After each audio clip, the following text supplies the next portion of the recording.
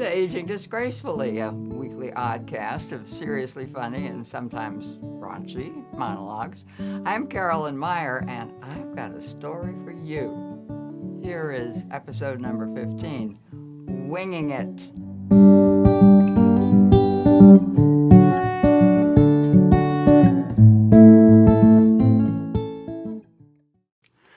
The whole point of going to Machu Picchu is to show a reluctant lover that I can do this alone.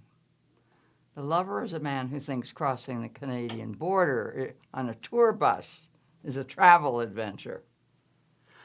I also want him to miss me so desperately that when I come home after a month, he'll meet me at the airport with a dozen roses and beg me to marry him. I take a 6-week Spanish course, buy a guidebook to South America, and fly to Peru.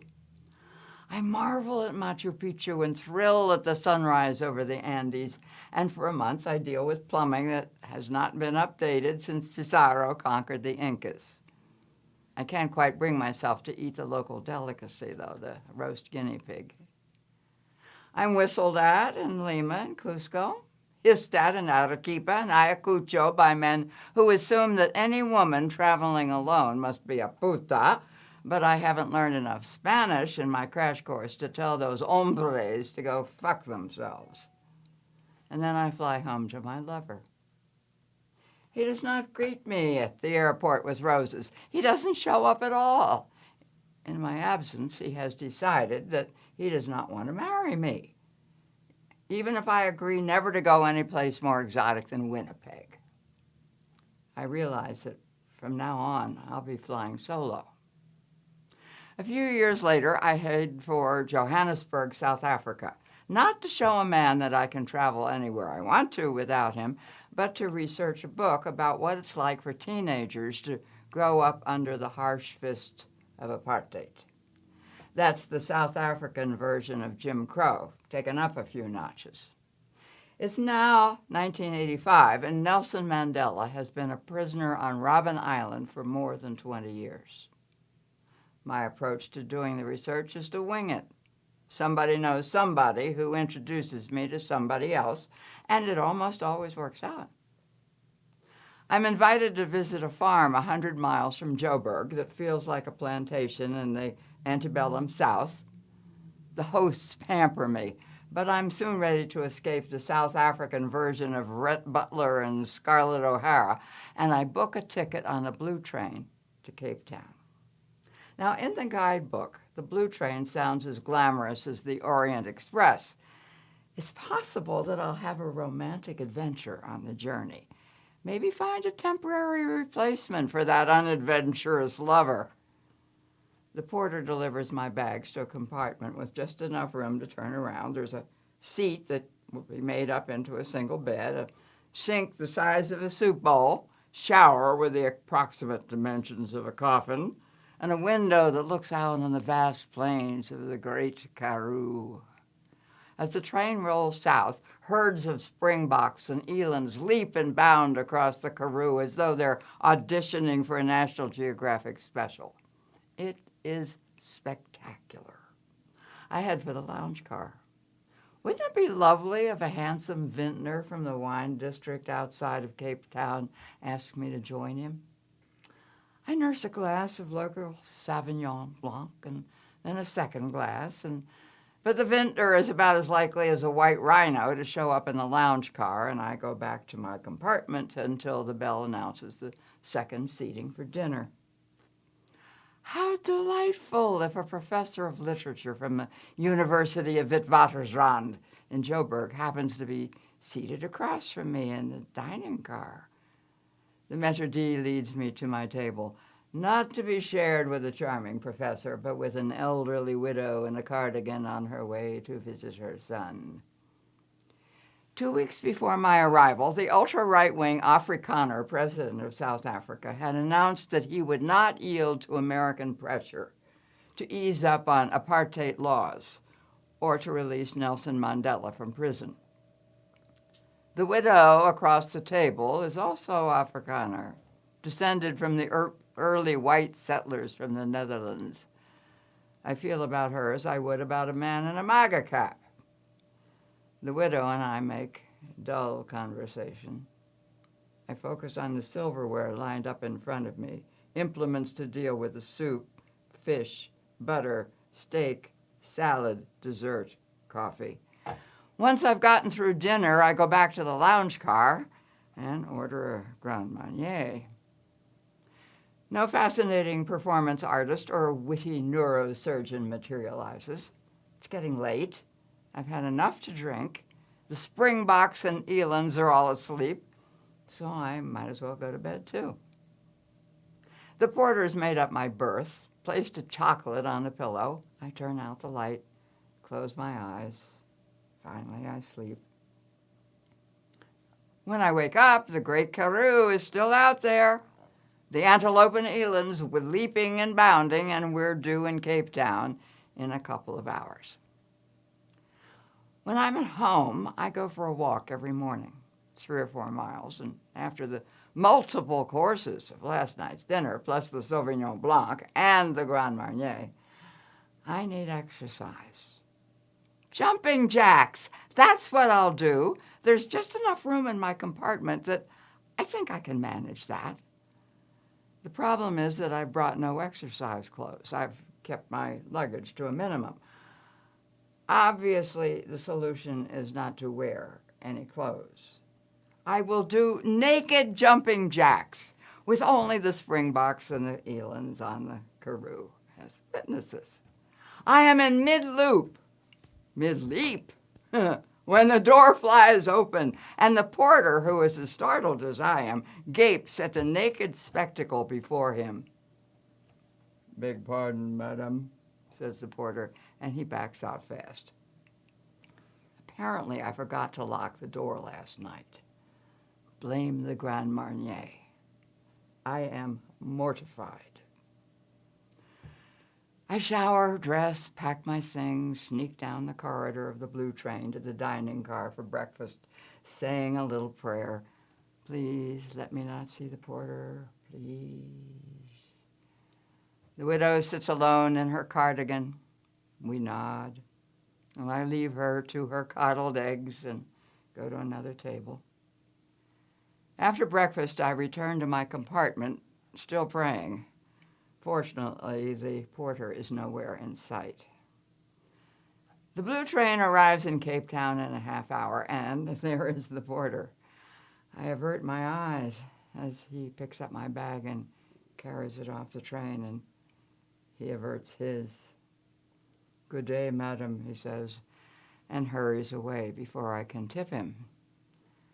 I imagine him telling his wife when he gets home, "You will not believe the passenger I had on my run last night.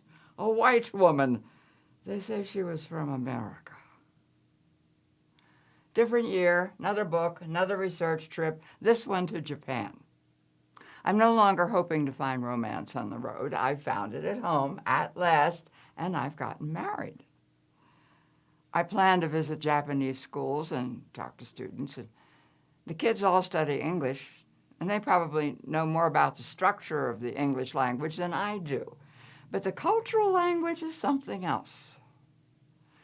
I've bought a book, more than one, and read up on Japanese customs and etiquette.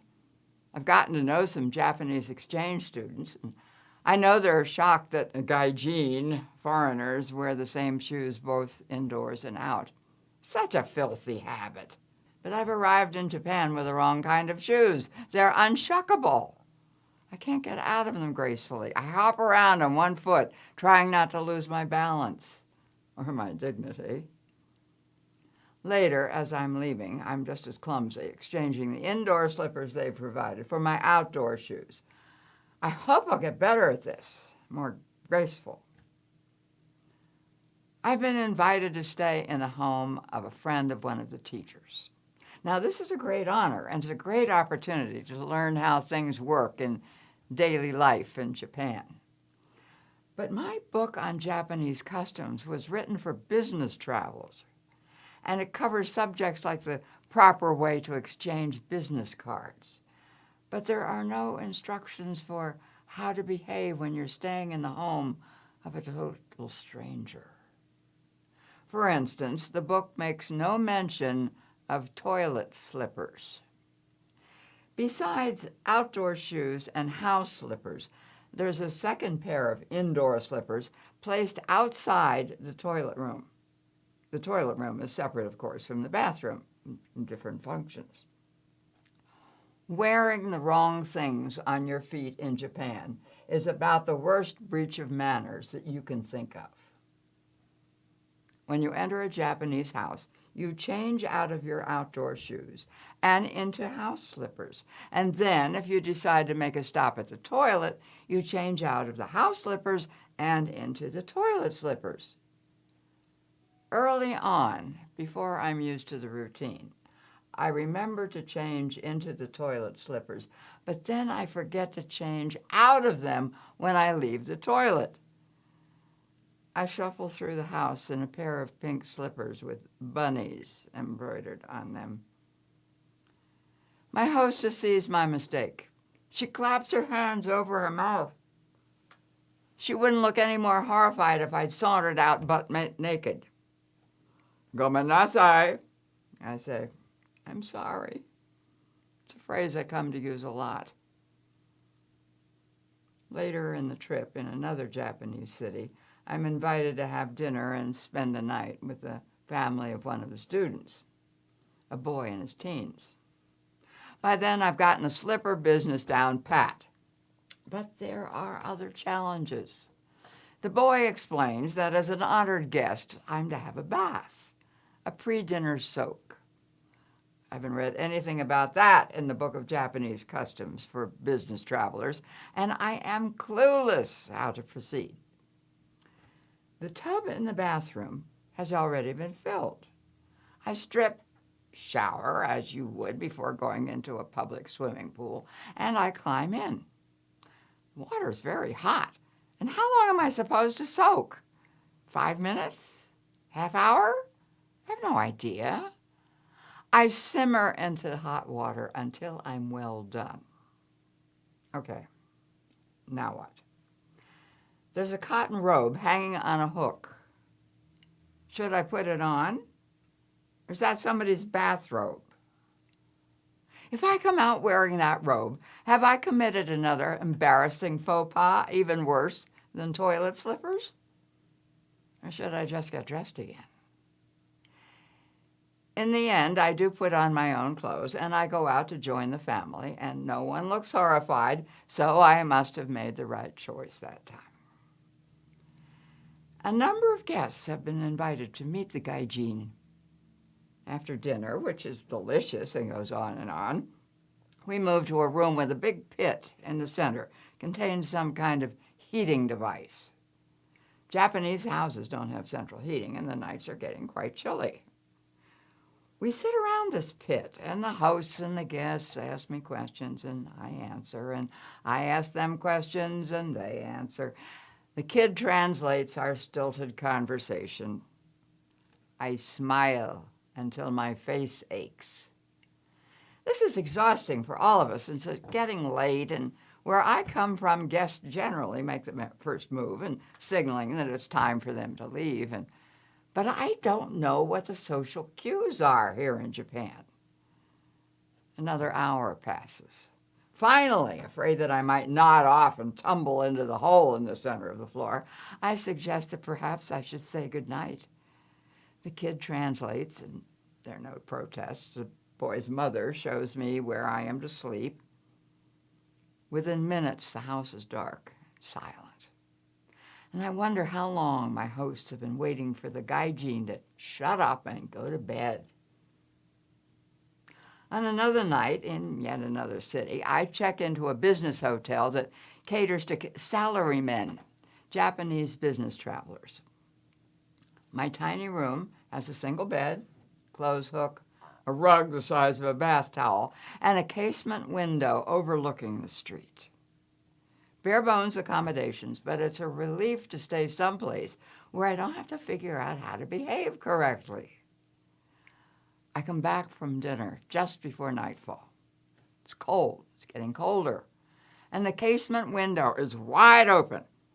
I try to crank it shut. Crank doesn't work. I can't close the window. Maybe I can ask the desk clerk to come up to my room and close my window. I don't know how to explain that to the young man at the desk who doesn't speak English. So should I try sign language to ask this young man to come upstairs with me? A woman traveling alone, and a gaijin at that, is uncommon in Japan at that time, and I've already experienced some ogling and uncomfortable come-ons. The alternative is to freeze to death in my sleep. Or should I pile the little rug on top of the thin blanket and tough it out? Which is what I do. The next morning, when I check out, a different clerk is at the desk. Ohayo gozaimasu, I greet him. Good morning, one of my handful of Japanese phrases. Good morning, madam, he replies in clear English. Was everything to your satisfaction? Yes, thank you, it was. But why wasn't this guy on duty yesterday when I checked in? Later, I call my husband. Ohayo gozaimasu. And I describe my adventures with the slippers and the pre-dinner bath, the open window. I miss you, I tell him.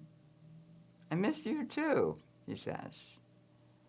And when I get home at the end of the month, he meets me at the airport.